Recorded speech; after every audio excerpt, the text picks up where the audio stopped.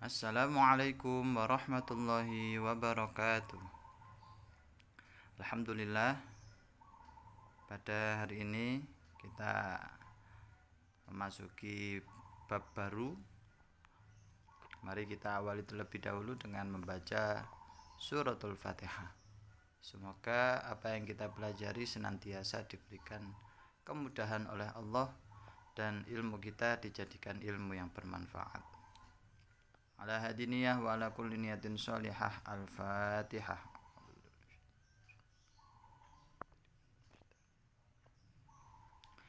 Baik anak-anak, materi kita pada hari ini adalah tentang toleransi, ya.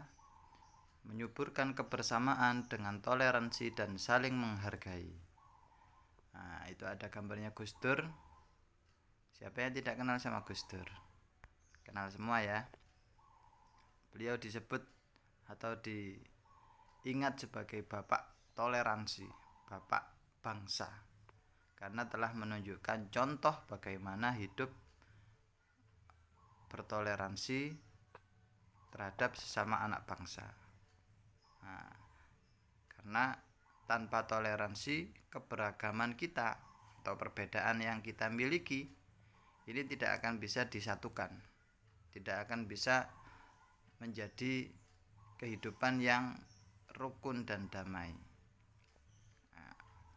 Hanya dengan toleransi dan saling menghargai inilah kita bisa memupuk, merawat perbedaan tersebut menjadi kebersamaan, menjadi kekompakan, menjadi kerukunan. Jadi materi ini sangat penting sekali. Mari kita lanjutkan. Kemarin Pak Bram sudah meminta sampean untuk melihat film ya. Ada banyak nilai-nilai yang bisa kita ambil. Ada jujur, kemudian toleransi, ya, optimis, termasuk juga ikhtiar. Ya. Jujur di film tersebut diajarkan tentang jujur. Salah satu contohnya gak mau menyontek ketika ujian. Nah, kalau sampean lihat sampai tuntas pasti bisa menemukan contoh ini, dan ini sangat cocok untuk kita terapkan ya. Kemudian ada optimis ya, yakin walaupun belum dilakukan tapi yakin entah bagaimanapun caranya. Film tersebut mengajarkan tentang optimisme sehingga di akhir cerita akhirnya keyakinan tersebut diberikan jalan oleh Allah karena ikhtiarnya sudah luar biasa. Jadi ini menjawab juga materi pelajaran kita sebelumnya. Dan yang paling kentara adalah bagaimana film tersebut mengajarkan kita tentang arti toleransi. Ya, seperti percakapan tersebut, kau tahu kenapa aku mencintaimu? Nah, itu artinya dialog tersebut menunjukkan adanya dari perbedaan itu bisa dirawat kemudian hingga saling mengenal, saling menyayangi dan saling memahami. Orang kalau saling mencintai itu berarti saling memahami. Perbedaan-perbedaan yang ada mampu untuk dirawat. Nah, seperti itu. Nah, ini juga cuplikannya.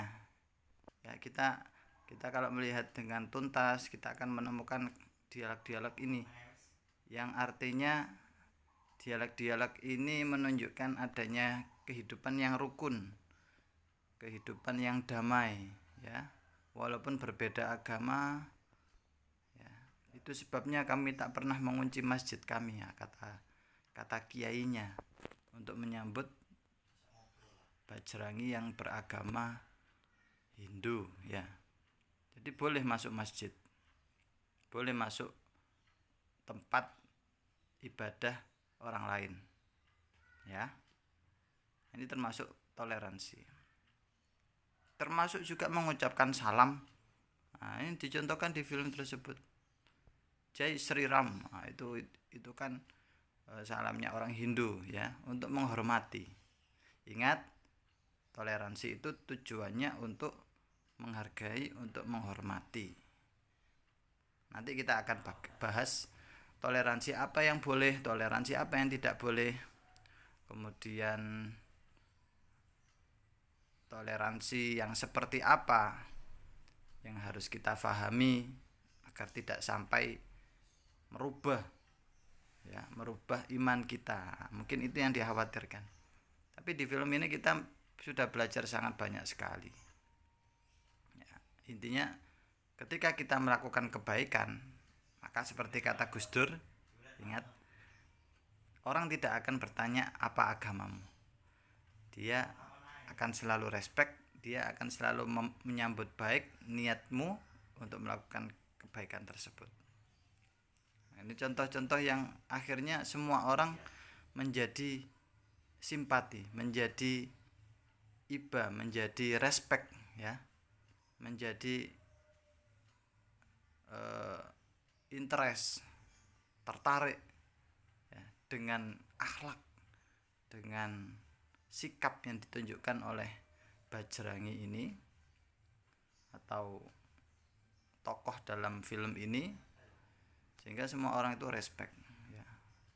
Artinya dari permusuhan yang sudah ada antara India, pemerintah India dan Pakistan, di film ini diceritakan gara-gara tokoh dalam film ini akhirnya mampu untuk disatukan. Perbedaan antara bangsa, antar agama, ya, kemudian antar budaya, melalui film ini disatukan. Nah, itulah yang disebut sebagai toleransi. Baik, sekarang kita akan masuk pada materi. Alhamdulillah, kalau sampean semuanya sudah melihat film tersebut, saya yakin pasti bisa mengambil hikmah, ya, terutama tentang toleransi. Adapun toleransi ini sudah diajarkan di dalam Al-Quran sebagaimana yang kita yakini bersama, tercantum di surat Al-Hujurat ayat 13.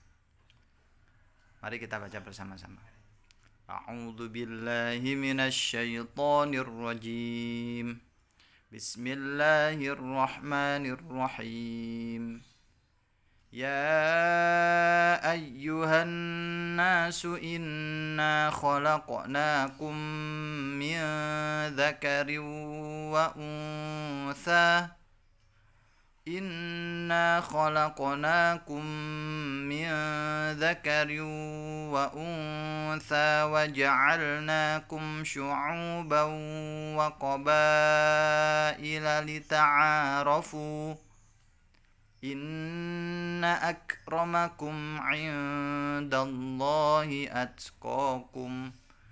Innallaha 'alimun khabir.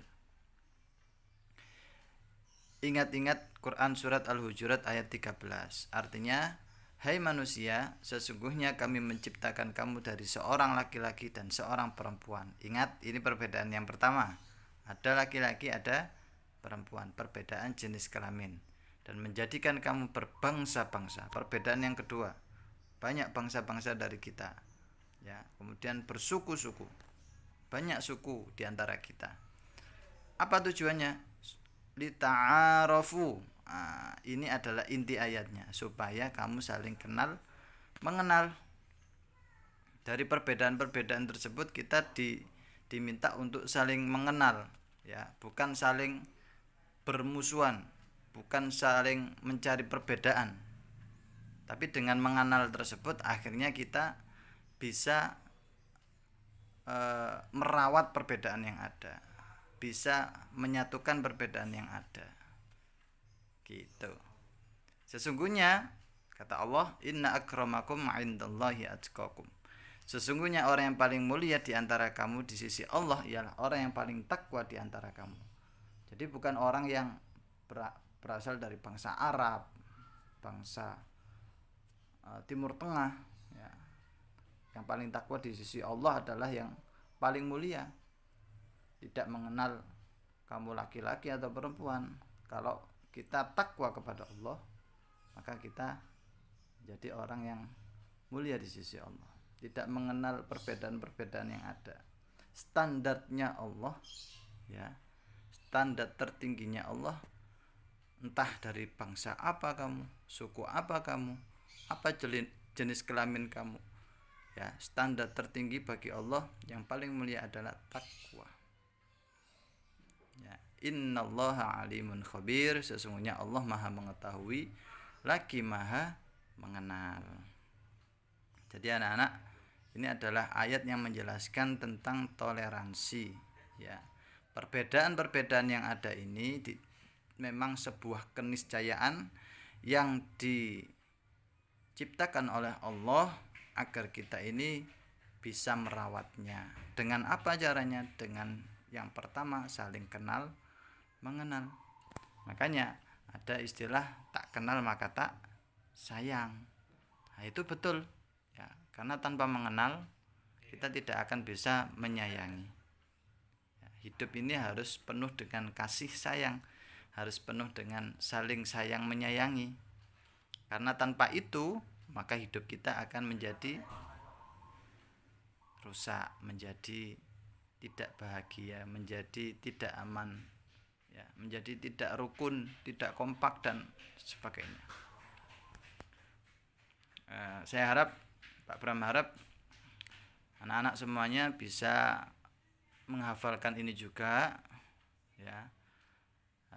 Cuma yang ada di tampilan ini harokatnya ada yang berbeda, ada yang salah, bisa dibaca di bukunya masing-masing. Oke. Selanjutnya, beragam itu tidak harus seragam. Beragam itu tidak harus seragam, tidak harus dijadikan satu, ya. Perbedaan yang ada itu harus kita rawat dengan baik, ya.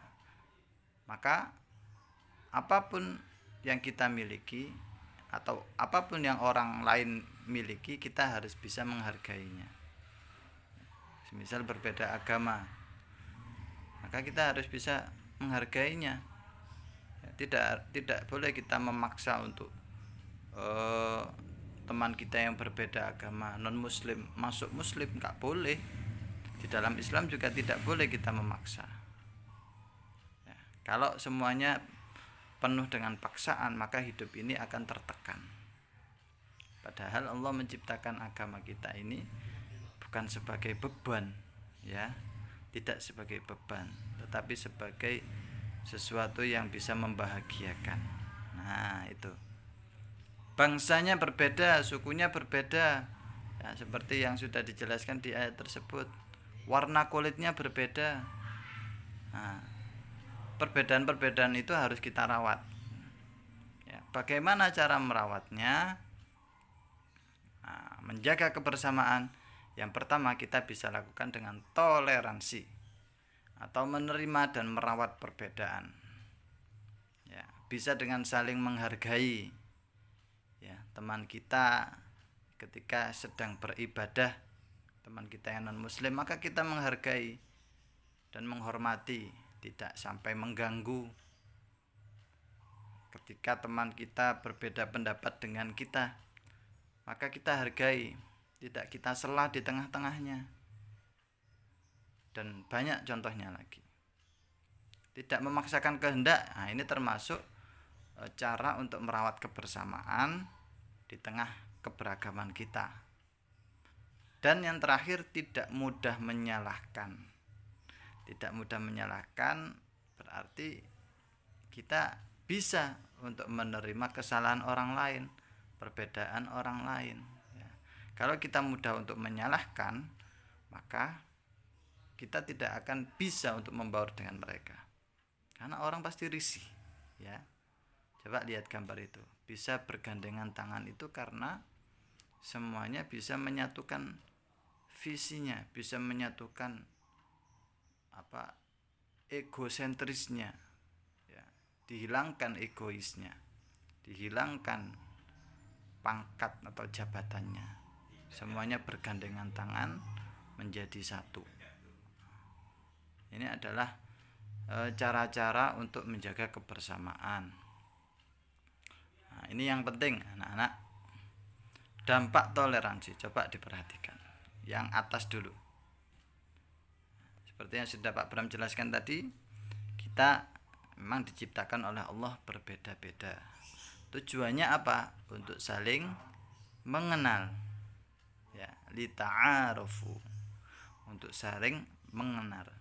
Makanya ada istilah ta'aruf. Ta'aruf itu adalah untuk mengenal. Betul, seperti di ayat tersebut, lita'arufu.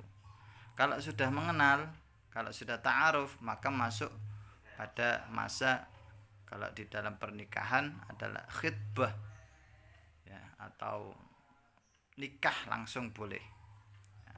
Tujuannya untuk saling menyayangi. Kalau kita sudah saling mengenal, kita sudah mengenal dengan baik teman-teman kita yang berada dari suku yang lain, semisal kita yang dari Jawa kemudian punya teman dari Madura, dari Sunda, dari Aceh, dari Sulawesi, ya macam-macam.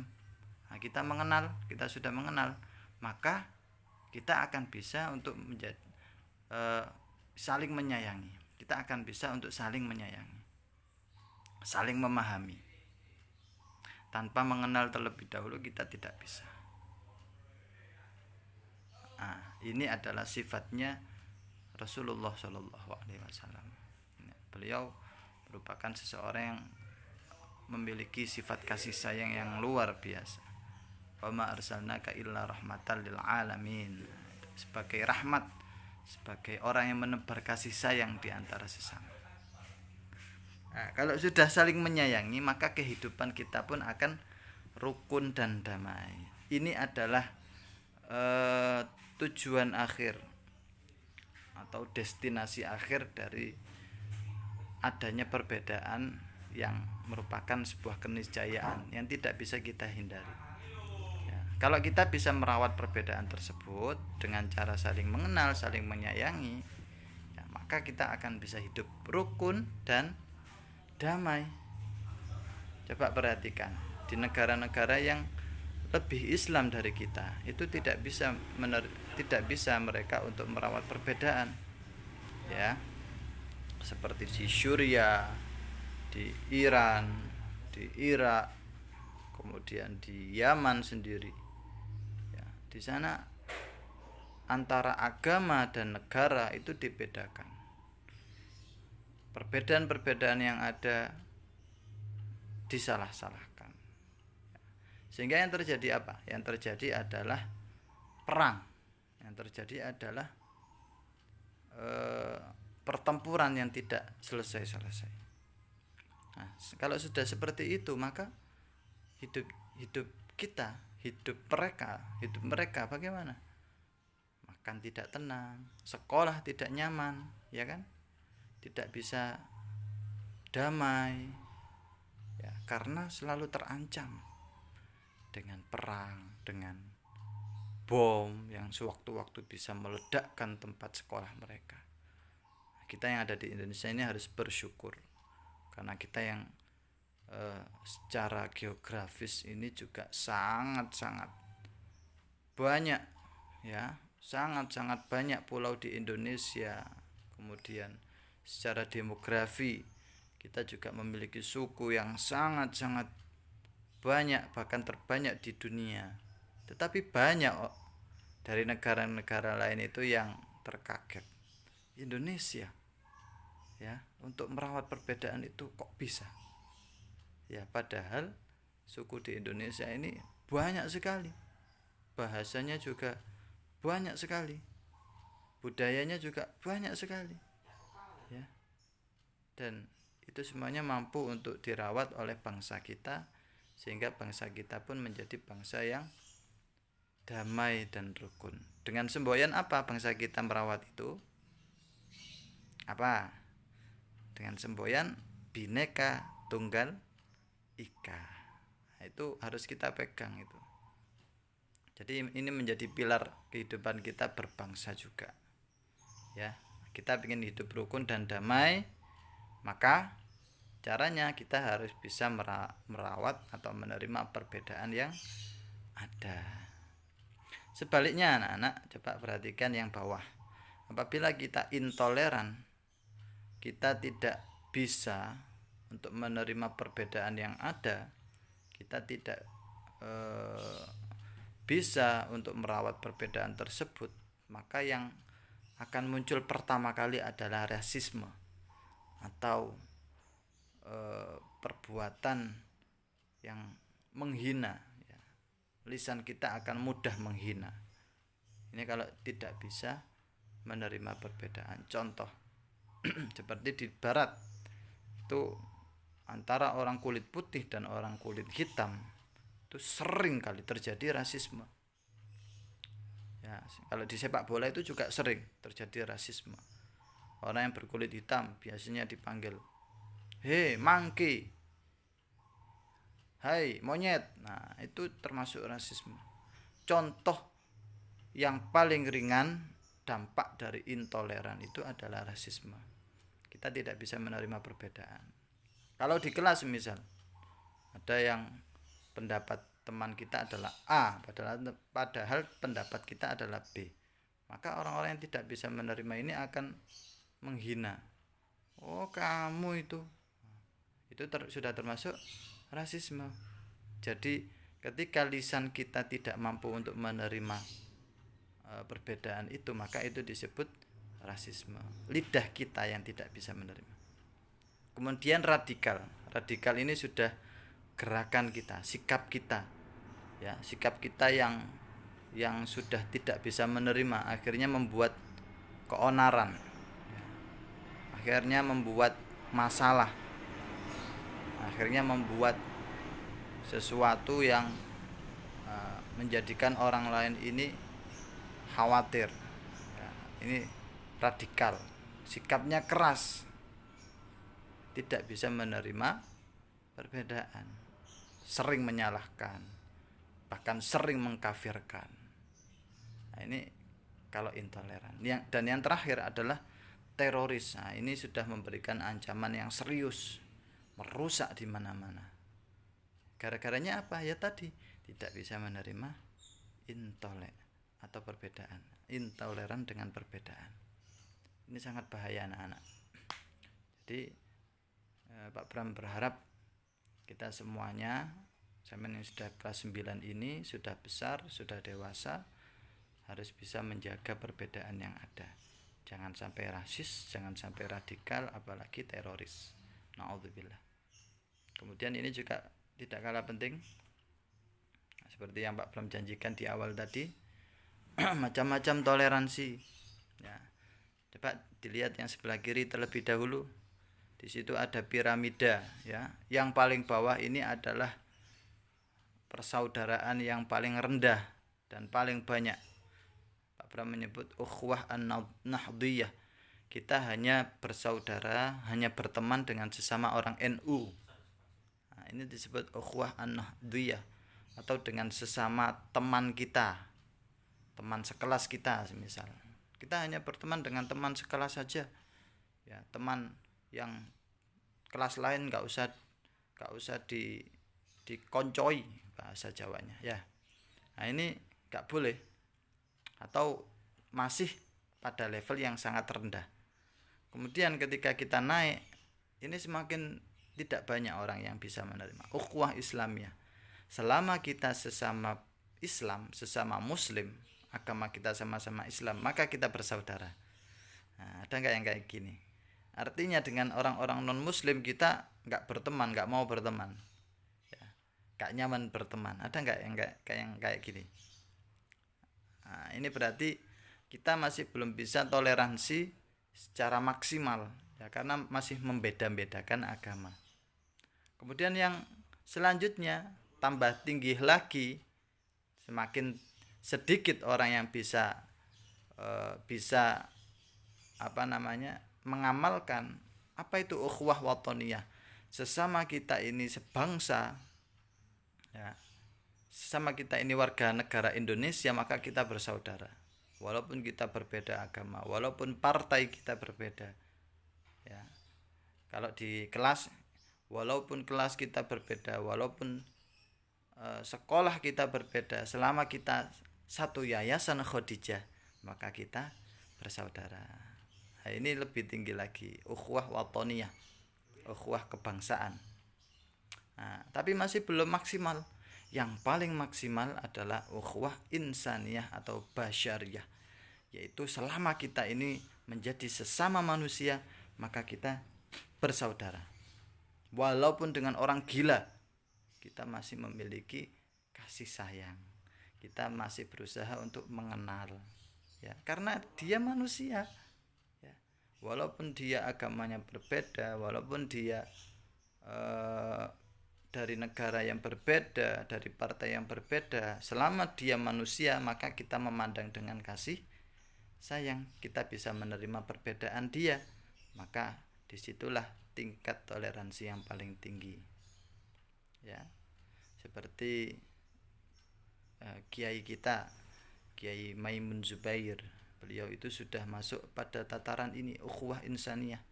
Semua orang beliau terima, ya, dari partai manapun yang sowan ke dalam beliau, dari agama apapun, dari negara manapun, ya, selama dia ini manusia, ya, bukan jin, ya, maka diterima.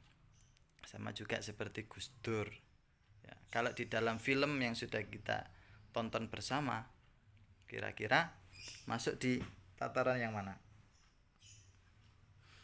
Ya, apakah toleransi di film tersebut hanya mengajarkan ukhuwah berdasarkan agama atau berdasarkan suku, ukhuwah an-nahdiyah saja, atau berdasarkan agama, ukhuwah Islamiyah saja, atau berdasarkan bangsa, ukhuwah watoniyah saja?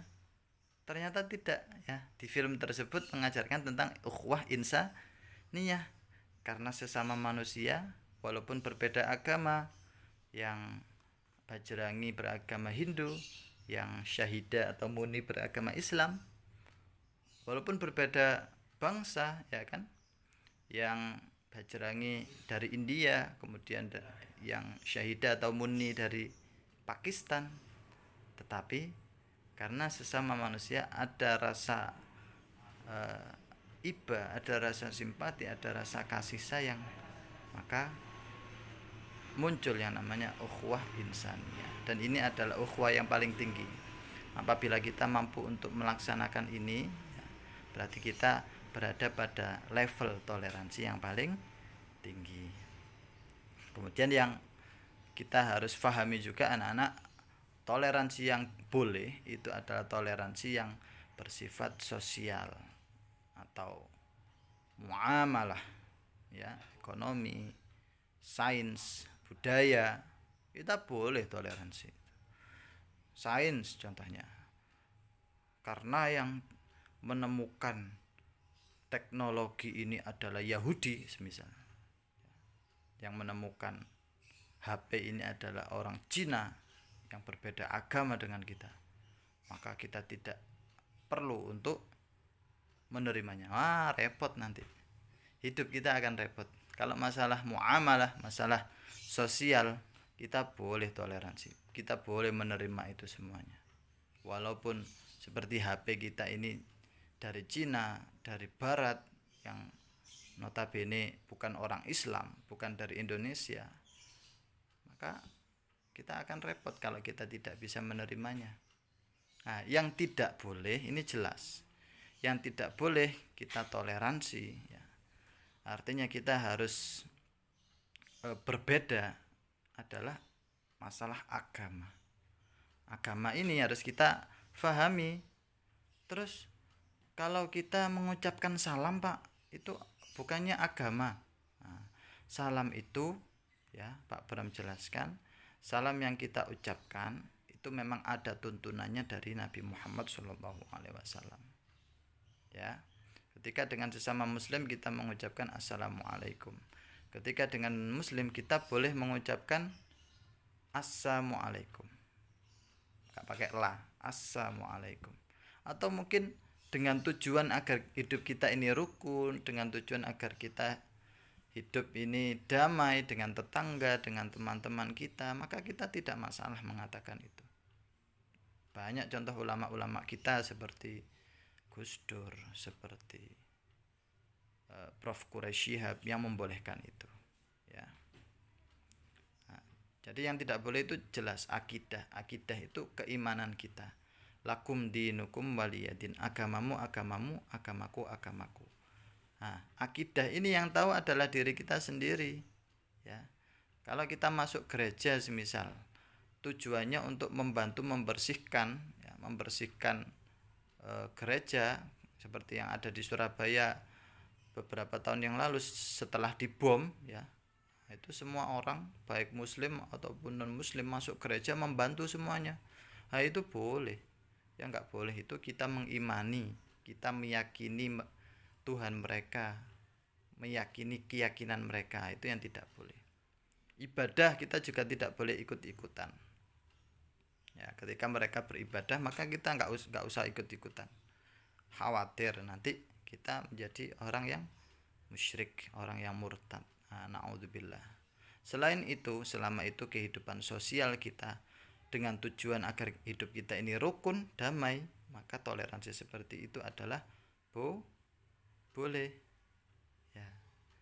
Jadi semoga anak-anak semuanya bisa memahami ini adalah materi yang sangat-sangat luar biasa, ya, sehingga hidup kita dimanapun kita berada, kita bisa menjalani hidup ini dengan rukun dan damai dan bahagia dengan toleransi.